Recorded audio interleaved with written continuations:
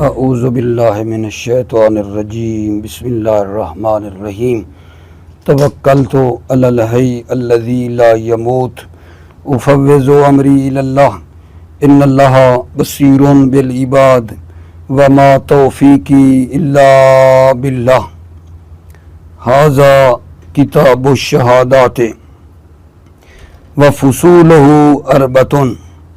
آج الحمدللہ خدا کے لطف اور کرم کے ساتھ میرے بچے ہم لومۂ دوم کی کتاب و شہادات کو شروع کر رہے ہیں۔ چند دن آپ کی خدمت میں درس سے تعطیل کی ہے، تھوڑا طبیعت خراب ہونے کی وجہ سے، اب بھی بہرحال جیسے ہونی چاہیے وہ تو نہیں ہے، لیکن مناسب سمجھا ہے کہ ہم نہ چلو تھوڑا سا ہی کچھ ادامہ دے دیں، بحث کا چھوڑتے نہیں ہیں۔ تو انشاءاللہ آپ دعائیں فرمائیں گے، مولا آپ کی حفاظت فرمائے عزیزوں کی۔ تو آج جو ہم کتاب شروع کر رہے ہیں وہ کتاب الشہادات ہے، بڑی مہم اور اہم بحث ہے جو یہاں کتاب الشہادات کے اندر باتیں ہو رہی ہیں۔ یہ بعد میں پھر رسائل مقاصد آپ پڑھیں گے لومہ کے بعد، اس میں بھی یہ نہیں ہے، اور یعنی یہاں بڑا سیکھنے کا مورد ہے۔ کم بحثیں اس طرح کی ملتی ہیں تفصیل کے ساتھ، بڑی اچھی بحث کی ہے شہید نے۔ کتاب الشہادات، اس کے اندر 4 فصلیں میرے عزیزو۔ پہلی جو ہے وہ شاہد کے بارے میں ہے، شاہد کی شرائط کے بارے میں ہے۔ جو دوسری فصل ہوگی وہ انشاءاللہ اس بارے میں ہوگی، حقوق کی تفصیل ہوگی شہود کی نسبت۔ کیا مطلب؟ یعنی کس حق پر کتنے شاہد چاہیے، تفصیل الحقوق بالنسبت للشہود، انشاءاللہ وہاں تفصیل پڑھیں گے اس کی۔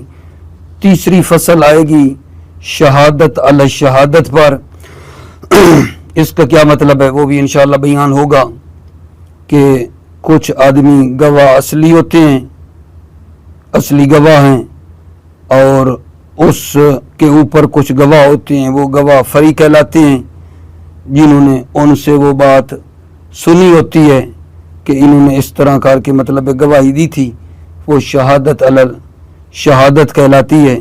اور چوتھی فصل جو ہے وہ رجوع کے بارے میں ہوگی کہ ایک اگر گواہ گواہی دے اور گواہی کے بعد وہ پلٹ جائے کہ میں نے جھوٹی گواہی دی تھی، گواہی میری صحیح نہیں تھی، تو اس کا کیا حکم ہے؟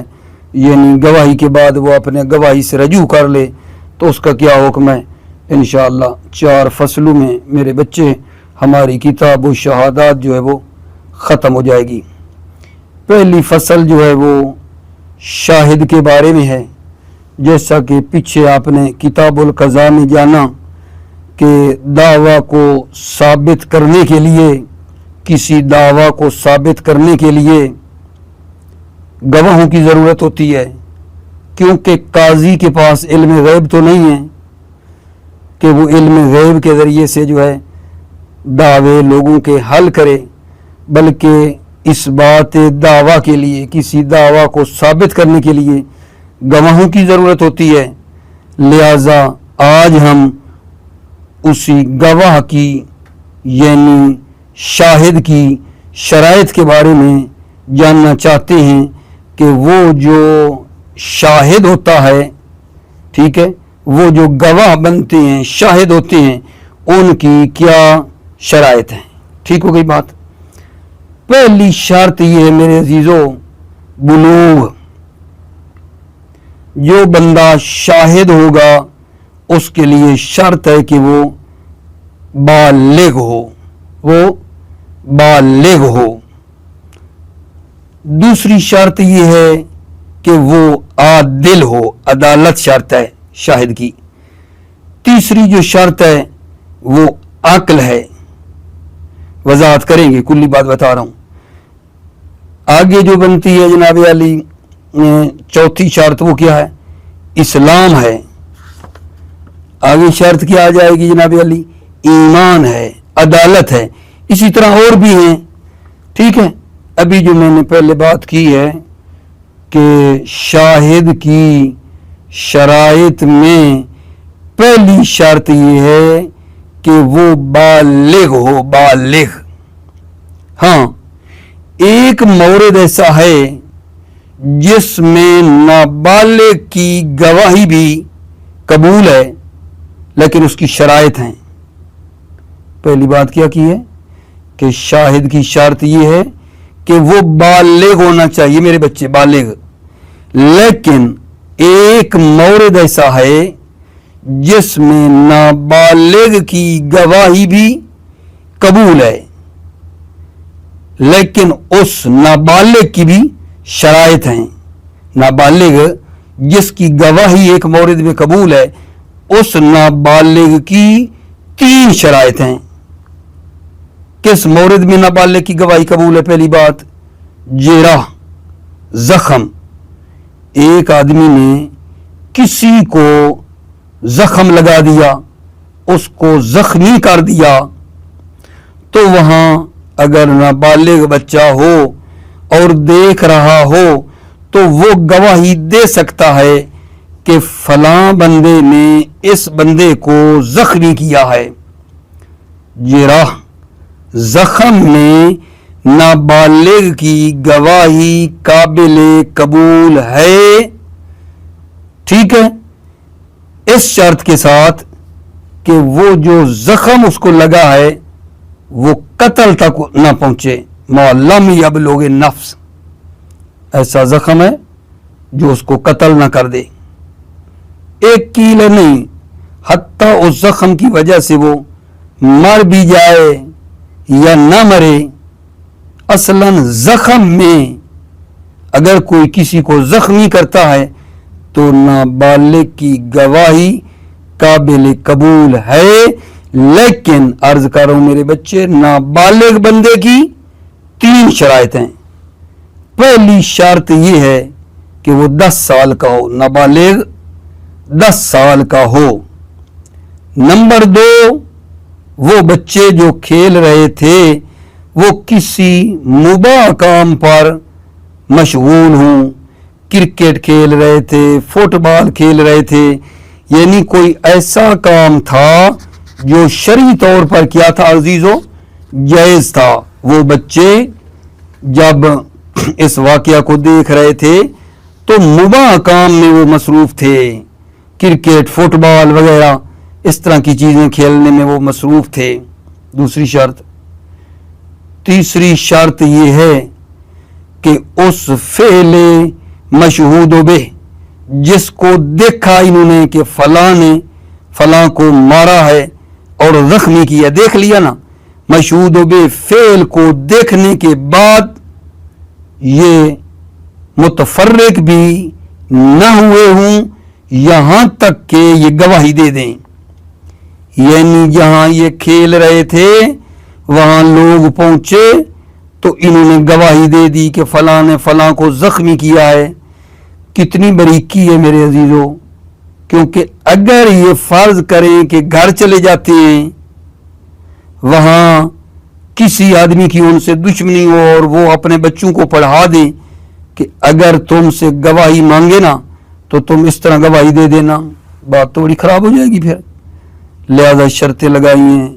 پہلی شرط یہ ہے کہ 10 سال کا ہو، وہ نابالغ 10 سال کا ہو. دوسری شرط یہ لگائی کہ وہ بچے مباح کام میں مصروف ہوں، جمع ہوئے ہوں ایک مباح کام پر. کرکٹ فٹ بال والی بال جو بنائیں اس کو کھیل رہے تھے، مباح کام، کسی قمار بازی اور حرام کام میں مصروف نہیں تھے. تیسری شرط یہ ہے کہ وہ اس فعل کو دیکھنے کے بعد وہ مشہود بہ جو ہے اس کو جو ہے دیکھنے کے بعد جدا بھی نہ ہوئے ہوں یہاں تک کہ گواہی دے دیں. یہ 3 شرطیں ہیں. یعنی کیا کہنا چاہتا ہوں؟ کہنا یہ چاہتا ہوں کہ شاہد کی پہلی شرط یہ ہے کہ بالغ ہو. ہاں ایک مورد ہے زخم پر نابالغ کی گواہی، اگر کوئی کسی کو زخمی کرے تو نابالغ کی گواہی قبول ہے، لیکن اس نابالغ کی بھی آگے 3 شرطیں بن جاتی ہیں کہ کم از کم وہ 10 سال کا ہو. دوسری یہ ہے کہ وہ مباح کام میں مصروف ہوں، بچے کھیل رہے ہوں. تیسری یہ ہے کہ جب تک گواہی نہ دے دیں وہاں سے الگ بھی نہ ہوئے ہوں. ٹھیک ہو گئی بات؟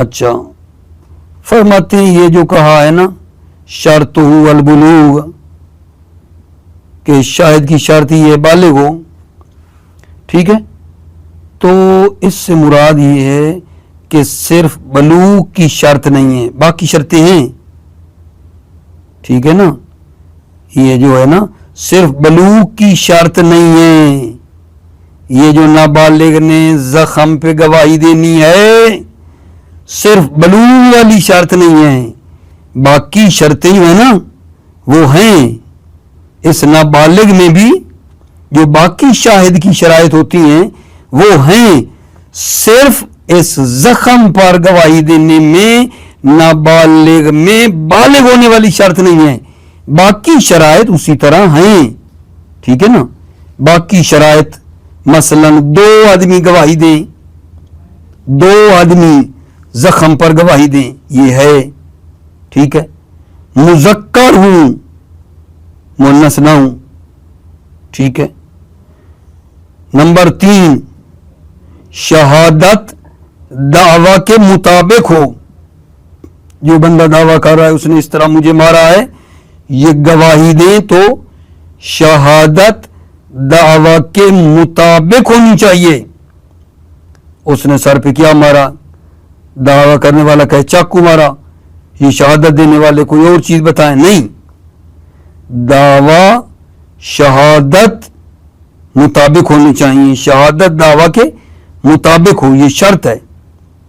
اور کیا ہے جان، بعض گواہوں کی بعض کے ساتھ بھی مطابقت ہونی چاہیے، شہادت میں توافق ہونا چاہیے، مثلا ہر 2 نابالغ شہادت دیں تو ان کی گواہی ایک ہو، مختلف نہیں ہونی چاہیے، ٹھیک ہے، یہ شرائط اس کے اندر باقی ہیں، یہ جو کہا ہے نا کہ نابالغ کی گواہی زخموں پر قابل قبول ہے، صرف بالغ ہونے والی شرط نہیں ہے، باقی شرائط جو عرض کی ہیں نا وہ اس میں بھی ہیں، باقی شرائط وہ موجود ہیں، صرف بالغ ہونے والی شرط نہیں ہے، باقی شرائط عرض کی عدد ہے، 2 ہونے چاہیے، اس زخم پر گواہی دینے والے 2 مذکر ہوں، شہادت دعویٰ کے مطابق ہو، بعض شاہد کا بعض کے ساتھ بھی مطابقت ہونی چاہیے، مختلف باتیں نہ کریں، یہ شرائط ہیں۔ لیکن میرے عزیزو، ایک روایت ہے جس میں فرما رہے ہیں کہ جب بچوں کا قول ہو، اگر مختلف روایت آ رہی ہے، استدراک کر رہے ہیں لکینہ سے، اگر بچوں کا قول ہو مختلف، کوئی ایک بات کرے دوسرا کوئی کرے، تو فرماتے ہیں جو ان کی پہلی بات ہے نا، پہلی مرتبہ جو ان کے منہ سے نکلا ہے وہ لے لو، اخذ کرو ان کے پہلے قول سے، یہ کہتی ہے روایت ہے۔ روایت میں یہ آیا ہے کہ اگر بچوں کا قول مختلف ہو تو ان کا پہلے جو انہوں نے بات کی تھی نا اس کو کیا کرو، اس کو تم اخذ کر لو، ٹھیک ہے، یہ کہتے ہیں روایت ہے۔ شہید ثانی اس روایت کا جواب دے رہے ہیں، فرماتے ہیں آغا جان یہ تم خون کے اوپر جرأت کر رہے ہو غیر محل وفاق میں، یہ ٹھیک نہیں ہے، مسئلہ خون کا ہے، اور آپ بچوں کی اختلاف کی صورت میں ان کے کہتے ہو پہلے قول کو لے لو، یہ ٹھیک نہیں ہے، یہ بات ٹھیک نہیں ہے۔ یہ نہیں کیا کہنا چاہتا ہوں، شہید ثانی شہید اول کی تائید کر رہے ہیں، ٹھیک ہے، وہ اس روایت کو قبول نہیں کر رہے ہیں، ٹھیک ہے، فرماتے ہیں محل وفاق یہ ہے جب تمام بچے ایک طرح کی بات کریں، سارے بچوں کی بات ایک ہو تو قابل قبول ہے۔ یہ آپ نے کیا کہہ دیا کہ اگر ایک بچہ اور بات کرتا ہے دوسرا اور کرتا ہے تو ان کی جو پہلی بات ہے نا وہ اخذ کریں گے، اول قول کو لیں گے۔ یہ روایت جو آپ لے رہے ہو یہ آپ خون کے اوپر جرأت کر رہے ہو غیر محل وفاق میں. محل وفاق ہے جب سارے بچے ایک طرح کی گواہی دیں, اور مطلب یہ ہے کہ یہ روایت قابل قبول نہیں. آگا جان, یہ روایت تم مطلب ہے اس پر عمل نہیں ہونا چاہیے, یہ جید نہیں ہے, اس روایت پر عمل کرنا ٹھیک نہیں ہے. ٹھیک ہوگی بات عزیزو. اس کے بعد میرے بچے جو اگلی بات ہے وہ یہ ہے کہ کیا یہ جو نابالغ ہے, یہ جو نابالغ کی بات کر رہے ہیں, اس میں کیا عدالت شرط ہے یا نہیں؟ ویسے تو شرط ہے. شاہد کی ایک شرط یہ ہے کہ وہ عادل ہو. اب بات ہماری چل رہی ہے نابالغ کی, جس نے زخموں پر گواہی دینی ہے. سوال یہ ہے کہ کیا اس نابالغ بچے میں عدالت شرط ہے یا شرط نہیں ہے؟ کیا اس نابالغ بچے میں جس نے زخم پر گواہی دینی ہے عدالت شرط ہے یا شرط نہیں ہے؟ شارح شہید ثانی فرماتے ہیں شرط نہیں ہے, شرط نہیں ہے. کیونکہ شرط نہیں ہے, اس لیے کہ عدالت نابالغ بچے میں محقق ہو ہی نہیں سکتی. نابالغ بچے میں عدالت نہیں آ سکتی. کیوں کہ عدالت کے لیے دو چیزیں لازم ہیں. ایک ہے تقویٰ یعنی واجبات پر عمل اور محرمات سے بچنا, تقویٰ. دوسری ہے مروت. مروت کیا ہوتی ہے؟ رعایت آداب عرفی اور اجتماعی. آداب عرفی اور اجتماعی کی رعایت ہے. جبکہ یہ بچہ نابالغ ہے, تکلیف اس پہ ہے کوئی نہیں, تقویٰ پہ کیسے عمل کرے گا؟ عدالت نابالغ بچے میں شرط نہیں ہے. سوال کیا تھا کیا عدالت نابالغ بچے میں شرط ہے؟ شرط نہیں ہے. جواب شرط نہیں ہے. کیوں؟ کیونکہ یہ مکلف نہیں ہے, بچہ مکلف نہیں ہے. عدالت کے لیے دو چیزیں ہوتی ہیں, ایک تقویٰ اور دوسرا مروت. ٹھیک ہے, دونوں کا وہ خیال کرے. جبکہ یہ بچے کے اوپر تکلیف نہیں ہے, تقویٰ کیسے لے کر آئے؟ واجبات پر عمل کرے, محرمات سے بچے, اور دوسری مروت عرض کیا ہے. ٹھیک ہے, اگر مروت تنہا ہو تو وہ کافی نہیں ہے, دونوں چیزیں ہونی چاہیے. ٹھیک ہو گئی بات؟ اچھا, اگر ہم ایک اور بات کریں بھلا آپ کی خدمت میں, یہ کہیں توجہ, اگرچہ نابالغ ہے تکلیف نہیں ہے, واجبات اور محرمات کی اس پر تکلیف نہیں ہے, لیکن عدالت کا کیا یہ معنی نہیں لے سکتے کہ صورت ظاہری تقویٰ کی رعایت کرے؟ ظاہری صورت ظاہری کو تقویٰ لے لے, صورت ظاہری کو عدالت لے لے, یعنی واجبات کو انجام دے, محرمات کو روک جائے, تو اس کو کہیں کہ اس میں یہ عدالت پائی جاتی ہے. نابالغ ہے نا, ہم کہہ رہے ہیں کہ ہم ایسا نہیں کہہ سکتے, سوال کر رہے ہیں کہ نابالغ بچہ کیسے کرے؟ ٹھیک ہے, اس پر تکلیف نہیں ہے, لیکن رعایت کرے صورت ظاہری تقویٰ کی, واجبات کو انجام دے, محرمات سے روک جائے, تو کیا ہم یہ نہیں کہہ سکتے کہ یہ مثلا عادل ہے؟ جواب میں فرماتے ہیں نہیں, اس طرح کی عدالت پر کوئی دلیل ہمارے پاس نہیں ہے, کوئی دلیل نہیں ہے. آخر میں جو بات کی ہے وفی اشتراط اجتماع ملل مباح, اس میں شہید ثانی فرماتے ہیں کہ مصنف نے جو عبارت میں آخر میں فرمایا شرط یہ ہے کہ بچے ایک مباح کام پر جمع ہوئے ہوں, یہ بھی اشارہ ہے کہ عدالت بچوں میں محقق نہیں ہوتی. یہ جو آخر میں کہا تھا وفی اشتراط اجتماع ملل مباح, مباح کام پر وہ جمع ہوئے ہوں, یہ بھی شہید ثانی فرماتے ہیں تنبیہ ہے کہ عدالت شرط نہیں ہے, ورنہ عدالت کو شرط قرار دیتے. ٹھیک ہو گئی بات میرے عزیزوں؟ توجہ فرمائیے. ابھی میں نے آپ کی خدمت میں یہ چند ایک باتیں کی کہ آج بحث ہماری خدا کے لطف سے کتاب و شہادات کے بارے میں ہے۔ اس کے اندر 4 فصلیں بتائی ہیں۔